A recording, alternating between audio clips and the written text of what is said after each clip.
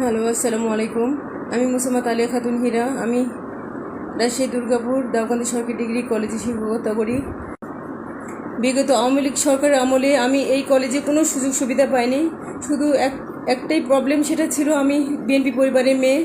আমাকে অনেক অপমান এবং অবহেলা করা হয়েছে। আমাকে সরকারি পর্যন্ত, আমার সাবজেক্টে সরকারি পর্যন্ত করা হয় নাই। আর গত দিনে যে ঘটনাটা ঘটেছে, এর পিছনে নেপথ্যে বড় একটা ঘটনা আছে, সেটা আমি আপনাদের সামনে তুলে ধরবো।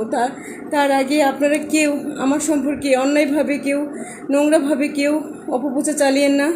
আপনাদের কাছে আমার অনুরোধ, আমি সত্যটা তুলে ধরবো। আমি অন্যায়কে কখনো প্রশ্রয় দিই না, মিথ্যে কথা বলি না। আমি ভদ্র পরিবারের মেয়ে। আমার সম্পর্কে কেউ নোংরাভাবে কেউ যেন না বলেন। দেশবাসীর কাছে আমার আকুল আবেদন, আপনারা কেউ আমার সম্পর্কে কেউ নোংরা প্রচার চালিয়েন না, না জেনে। আমি আপনাদের সামনে ব্রিফিং করে আমি তুলে ধরবো, প্লিজ। তার আগে আপনারা কেউ আমার সম্পর্কে অপপ্রচার চালিয়েন না। এই কলেজটা একটা আওয়ামী লীগের পলিটিক্যাল অফিস ছিল। এখানে কোনো প্রাতিষ্ঠানিক একাডেমিক কোনো কার্যক্রম হতো না। এখানে অধ্যক্ষ, এক্স প্রিন্সিপাল যিনি ছিলেন, উনি মোজাম্মেল হক স্যার। উনি দুর্গাপুর থানার সাধারণ সম্পাদক ছিলেন। ওনার ইনস্ট্রাকশনে এই কলেজটা পরিচালিত হতো এবং সবাই অর্থ সম্পদ দিয়ে হেল্প করে কলেজটা পরিচালিত করতো, এবং এটা একটা পলিটিক্যাল অফিস বানিয়েছিল। আরও অনেক তথ্য আছে। এবং ভারপ্রাপ্ত প্রিন্সিপাল যিনি দায়িত্ব নিয়েছিলেন, এনামুল হক পারভেজ স্যার, দর্শন বিভাগ, উনি যে দায়িত্ব নিয়েছিলেন, এনার পিছনে বড় একটা চক্রান্ত ছিল, বড় কিছু ছিল। সেটা হচ্ছে যে স্যারের যে সিনিয়র যিনি ছিলেন রাহিন মজিদ স্যার, ওনাকে ভয়ভীতি দেখিয়ে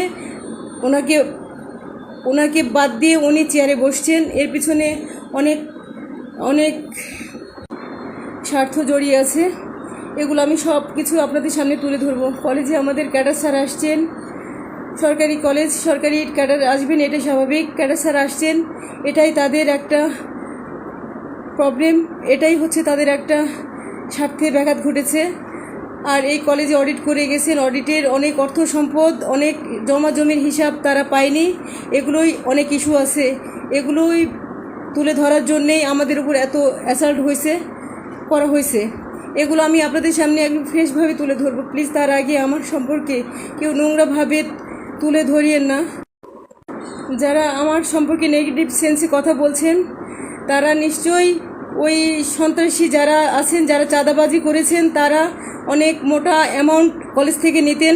তারা এই অ্যামাউন্ট থেকেই তাদেরকে দিয়ে হয়তো বা নেগেটিভ সেন্সে আমার সম্পর্কে অপপ্রচার চালানোর জন্য বলা হচ্ছে।